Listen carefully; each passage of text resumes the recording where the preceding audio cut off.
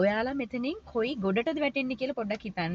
ටොක්සික්ද healthy පේරන්ට්ෂිප් එකද කියලා පොඩ්ඩක් හිතන්න. ඒ කියන්නේ මේ දවස්වල ගොඩක් පොඩ්ඩෝ ඉන්නේ ගෙවල් වලනේ. ඉතින් එයාලා මම අද කතා කරන්නේ මගේ යුනිවර්සිටි ස්ටුඩන්ට්ස්ලා ගැන නෙවෙයි. මේක හැබැයි එයාලට අනාගතයට මේක සම්බන්ධ වෙනවා. මේ අද කතා කරන්නේ ඉස්කෝලේ යන මේ දවස්වල ගෙදර ඉන්න පොඩ්ඩෝ ගැන. ඒ කියන්නේ එයාලා මම ටියුෂන් ක්ලාසස් කරද්දි ටියුෂන් ක්ලාසස් වලට එනවා බොහෝ විට සැටර්ඩේ සන්ඩේ වීකෙන්ඩ්ස් වල එනවා.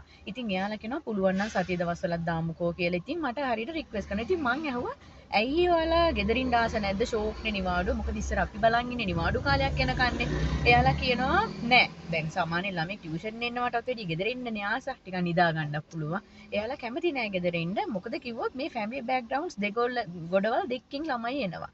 කට්ටියක් තමයි ටොක්සි පේරන්ට්ස්ලා. ඒ කියන්නේ මම පළවෙනි කතා කරන්න මේ ටොක්සි කියන්නේ කවුද කියලා.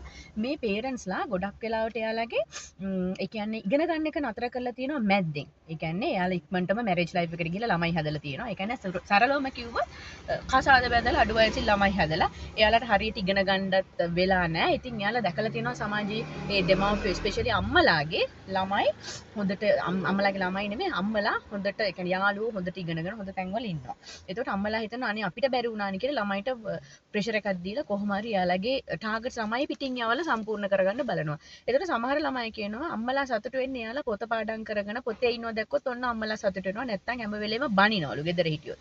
එතකොට නවල් එකක් කියවන්න දෙන්නේ නැහැ, ස්පෝර්ට්ස් කරන්න දෙන්නේ නැහැ, මොන හරි මියුසික් ඩාන්සින් අඩු ගානේ ඊස්තටික් කිසිම ඇක්ටිවිටි එකක් කරන්න දෙන්නේ නැහැ. එතකොට මේ අම්මලා හිතන්නේ අධ්‍යාපනයෙන්ම ළමයාව කම්ප්ලීට් කරන්න පුළුවන් කියලා. යාළුවෝ ආශ්‍රය කරන්න දෙන්නේ නැහැ. යාළුවෝ ආශ්‍රය කරන්න දෙන්නේ අම්මලා තෝරාගත්ත ටික විතරයි. එතකොට ළමයා කියන්නේ නිකන් කේජ් බර්ඩ් කෙනෙක් වගේ. කියන්නේ කුරුල්ලෙක් කූඩුවක දාලා ඉන්නේ. අන්න ඒ වගේ පේරන්ට් කෙනෙක්ද ඔයා. හිතන්න. දෙවෙනි කොටට යනවා මම එයාලා එහෙම නැහැ හොඳට එඩියුකේටඩ් පේරන්ට්ස්ලා මෙයාලා ළමයිට දන් දෙනවා නිදහසක්. ඒ කියන්නේ අනවශ්‍ය නිදහසක් නෙමෙයි. එයාලා දන්නවා ඉගෙන ගන්න ළමෙක්ට අවශ්‍ය මොනවද කියලා ළමයාගේ හිඩන් ටැලන්ට්ස් ටික අඳුර ගන්නවා. හැංගිච්ච දක්ෂතාවයක් මගේ දරුවා මියුසික් වලටද ආර්ට්ස් වලටද ඩාන්සින් වලටද ස්පෝර්ට්ස් වලටද දක්ෂ කියලා. ඒව ෂේප් අප් කරනවා.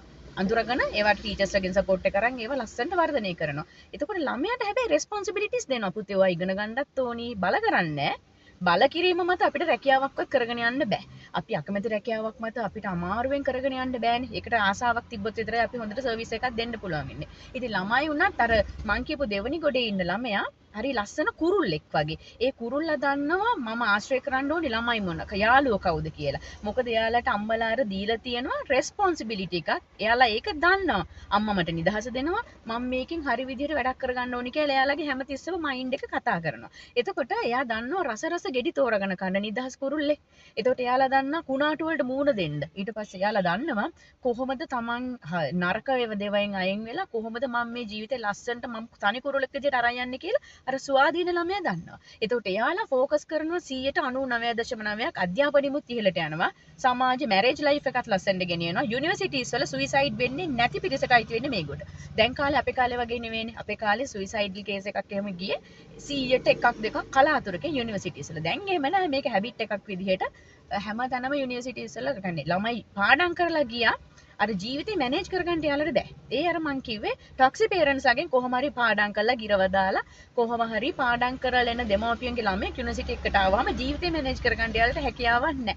ස්පෝර්ට්ස් නැහැ, මොකුත් ඊස්තටික් ඇක්ටිවිටීස් නැහැ. ළමයා නිකන් මැෂින් එකක් වගේ තමයි සමාජයට උදාහරණ. ඉතින් ඔයාලා පොඩ්ඩක් හිතන්න මේ මගේ පුද්ගලික අත්දැකීමක්. ඉතින් මං කියන දේට සමහර අය විරුද්ධ වෙන්න පුළුවන් දැන් කාලේ තියෙන තරඟකාරීත්වයත් එක්ක. හැබැයි ඔය තරඟකාරීත්වය ඇතුලේ ඔය කියන දෙගොල්ලම දෙපිටසම ඉන්නවා කියලා එක මතක තියාගන්න. ඒ ළමෙක් හැදෙන්නේ පවුල මත. පවුල තමයි බේස්. ඕකේ. ඉතින් ඒ නිසා ඔයාලා කොයි පේරන්ට් කෙනෙක්ද කියලා පොඩ්ඩක් හිතලා හොඳ ළමෙක් බිල්ඩ් අප් කරන්න පොඩ්ඩක් ඔයාලා සපෝට් කරන්න.